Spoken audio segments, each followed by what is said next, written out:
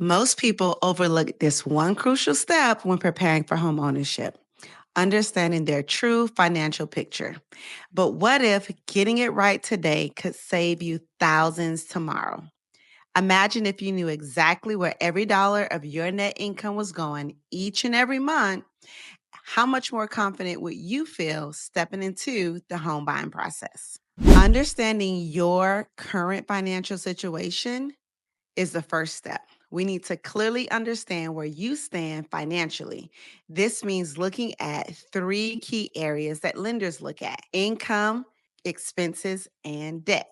The first thing that we're going to talk about in this video is your income. When we talk about income, we're talking about all sources: your salary, bonuses, side hustles, passive income, everything. We want to know where every dollar comes in and out each month before and after taxes. We're going to look at your net income because that's what you're actually making, and that's what can actually be spent on expenses and debt. So at this point in the video, what I want you to do is grab a pen and a paper because you're going to need to write down what your gross income is so that we can then come up with your net income. Feel free to pause the video at this moment while you go grab that pen and paper and come back so that we can talk about how we calculate that number. If you're self employed, a rule of thumb is to set aside some money throughout the year so that you can pay Uncle Sam. Obviously, you're not paying taxes with the money that you're making typically up front. So, this is a good rule of thumb to do in order to make sure you're prepared at the end of the year. Now, in this video, in the description at the bottom, I actually have a budget template that you can download to utilize to help you with this step of the process.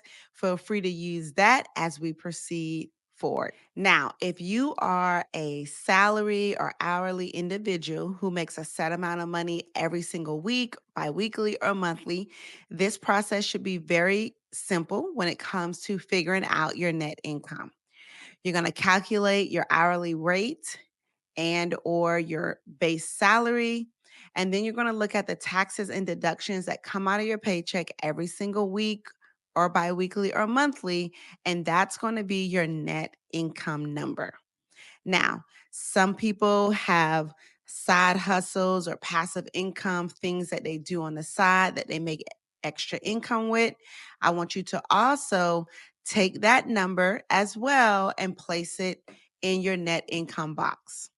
You can add in, if you are, for instance, a salary person and you have a side hustle, you can plug in those numbers so that you come up with a total amount of money that you're making every single month.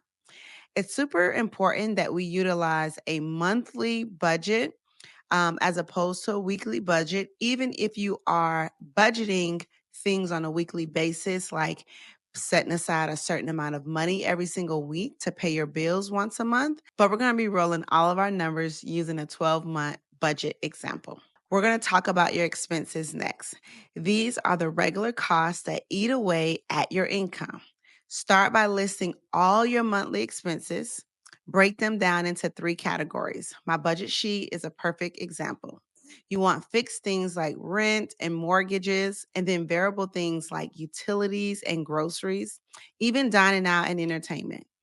A good rule of thumb is that 50-30-20 rule: 50% on needs, 30% on wants, and 20% on savings and debt. Where do your expenses fall within this rule? Are there any areas where you can cut back? I suggest at this point you pause again. Go look at the most recent 2 months bank statements and gather your habits. This is the true amount that you are spending, not what you think you are. Take the bank statements and break out each expense into the categories I gave you above. The reason I want you to do this with the last 2 months is because you didn't know you were going to do this budget. And so now you see what you're actually doing. Don't forget things like personal loans, student loans, anything that needs to be paid on a monthly, weekly, bi-weekly basis. Write them out. Now, this brings us to an essential step where we come up with your DTI. This is the percentage that compares your monthly debt payments to your gross monthly income. Ideally, you want this to be under 50% to be in a healthy range for getting a mortgage. Although some mortgage programs allow for a higher percentage, Don't worry about that just yet. Let's begin to break down some things. As you look at your budget, look at your assets. This can include savings, investments, stocks, bonds, retirement accounts, and any real estate that you may already own. If you have cash on hand, like I know some of my clients like to have, then you need to deposit that money into a bank account. But for the time being, let's calculate that total number just so we can have an idea where your assets are. And then let's list out your liabilities. Anything else that we just did not include on our budget, again, you want to think about everything. Like I said, student loans, credit cards, anything outstanding. Add that total number up. And then we're going to calculate your net worth with a simple formula. Your net worth is your total assets minus your total liabilities. This number is a crucial indicator of your financial health. If it's negative, don't worry. It just means we have some work to do. But if it's positive, great. There's always room for improvement when we're talking about budgeting. And that's why you're here today. You're not watching this video because you don't want to learn and grow. Now that we have a clear picture of where you stand financially, let's set some goals. And not just any goals. I like to use SMART goals, things that are specific, measurable, achievable, relevant, and time bound. They are things that allow you to get to a point fast, which is achieving home ownership. And that's where you want to be. And that's where I'm going to take you. Think about what you want to achieve in the next year or two. Maybe it's reducing your overall debt if that number was negative and increasing your savings or even improving your credit score. Whatever it is, make sure it's a clear and specific example. If it's, I want to pay $5,000 off in credit card debt in the next 12 months, then that means you need to be making an extra $400, $450 towards your credit card debt. If that's not realistic, set a realistic number so that you can tackle that credit card debt. If it's creating an emergency fund for you to have some extra money and a cushion, then you need to come up with what that number looks like and set a realistic number. You haven't done it all this time. And so if you make yourself a goal that's not specific or achievable, then you're going to fail at your budget. And so I don't want you to make a lofty goal that you can't stick to. I'd rather you make a small goal that's very specific, but something that you can stay on track with and then change that goal a little bit later down the line.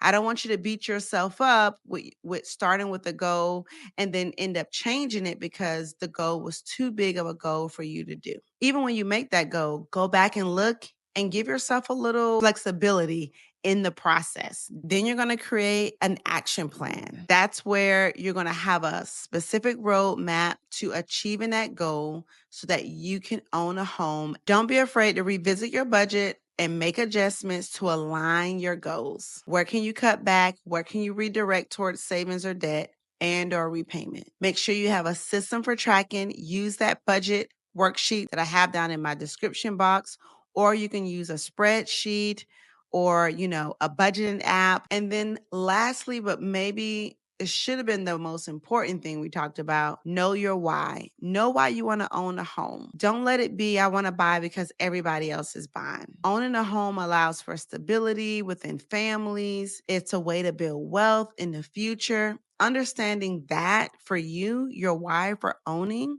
will allow you to set these goals and stick to these goals. I want you to take a moment and just visualize yourself owning a home. Picture the home, the neighborhood, the feeling of security and accomplishment. Keep this vision in your mind as you move forward in this challenge. Let it inspire and motivate you. Let it be in the forefront of your mind so that when you look at that budget and you think, oh my God, I can't do this anymore, then you remember that you have a goal that you want to stick to. There are other resources online and on Google that'll help you with your budgeting as well. And if you have any questions or anything that I maybe didn't cover and that you were looking for a little bit more information on, feel free to make a comment below and I'll be answering them. Remember, make smart financial goals. This is just the beginning. We're building the foundation for your future as a homeowner. I want to thank you for joining me in this first step. See you on the next one as we dive a little bit more into all things home ownership. Until then, keep your eyes on the prize, stay motivated. Home ownership is possible.